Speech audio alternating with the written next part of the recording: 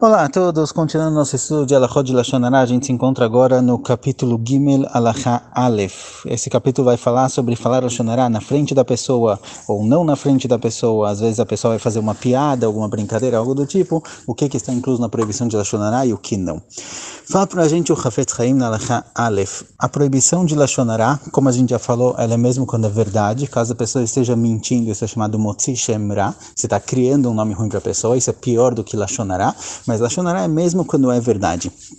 Fala pra gente o Chafetz Haim que a proibição de falar Lashon Hara é mesmo quando a pessoa fala, eu também falaria isso na frente da pessoa de quem eu tô falando. Muitas vezes se usa isso de desculpa, você fala mal de alguém e alguém fala, ei, não pode falar isso, é Lashon Hara, não fala mal da pessoa, e você fala, não, eu falaria mesmo na frente dele. O fato de que você falaria mesmo na frente dele não transforma isso em não Lashon Hara, ou seja, isso não deixa de ser Lashon Hara porque você falaria na frente da pessoa, até pelo contrário, fala o Chafetz Haim, se você fala algo de ruim na frente da própria pessoa, isso é pior ainda, porque além da proibição de Lashon Hara, você também está envergonhando a pessoa, está causando com que ele fique envergonhado em público perante outras pessoas, isso é um pecado pior ainda. Mas a própria Lashon Hara, independente se a pessoa falaria isso na frente da outra pessoa ou não falaria na frente dele, ainda assim, isso é considerado Lashon Hara.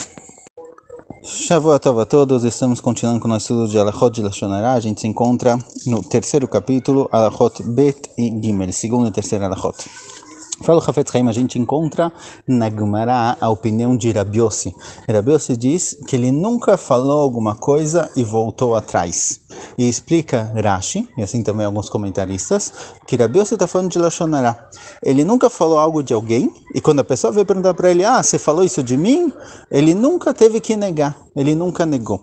Daqui aprendem alguns comentaristas que possivelmente a proibição de Lashon Hara é só quando eu negaria isso perante a própria pessoa. Ou seja, parece de Rashi, de alguns outros, que se eu falo Lashon Hara de alguém, mas caso a pessoa venha me confrontar, eu vou falar, olha, sim, eu falei isso realmente, não tem problema de Lashon Hara. Porém, traz o Chafetz Haim muitas opiniões de que não é exatamente assim. O que Rabi Yossi falou, eu nunca disse alguma coisa e voltei atrás, é na seguinte situação. Ele falou uma frase que dá para ser entendida de duas formas. Ele falou uma frase ambígua, que dependendo do tom, dependendo de como eu falar isso, dá para entender de dois jeitos. Então você fala, por exemplo, o fulano sempre chega na hora. Eu posso estar falando isso de forma séria, eu posso estar falando isso de forma irônica. O fulano sempre chega na hora, não se preocupa, ele nunca vai atrasar. Ou seja, eu consigo falar a mesma frase, as mesmas palavras, mudando o tom de voz, de uma maneira ambígua, significando que realmente ele chega na hora, ou significando, olha, não tem a mínima chance dele chegar na hora. Então vem na Bíblia e fala o seguinte, olha, eu nunca falei alguma coisa, nunca falei algo de alguém, que quando essa pessoa veio perguntar se falou isso de mim, eu meio que desconversei e falei que não. Por quê? Porque sempre que eu usava uma frase ambígua, era claro para mim no tom de voz que a minha intenção era falar algo bom, não algo ruim.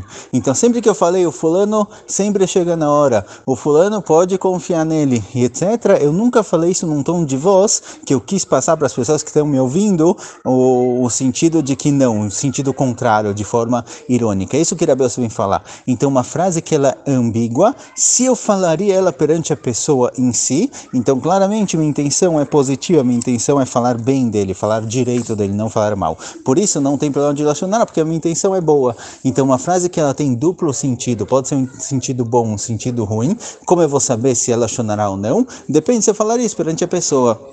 Se eu falaria isso perante a própria pessoa, então é óbvio que a minha intenção é falar bem da pessoa, mas se eu não falaria isso perante dele, na frente dele não falaria dessa forma, então aparentemente a minha intenção é falar Lashon Hara.